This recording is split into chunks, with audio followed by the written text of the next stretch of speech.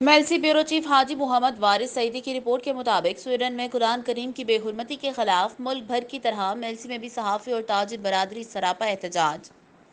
Mailsi press club میں یوم تقدیس منایا گیا۔ انجمن تاجران کی جانب سے احتجاجی ریلی نکالی گئی۔ ملک بھر کی طرح میلسی میں بھی یوم تقدیس منایا گیا۔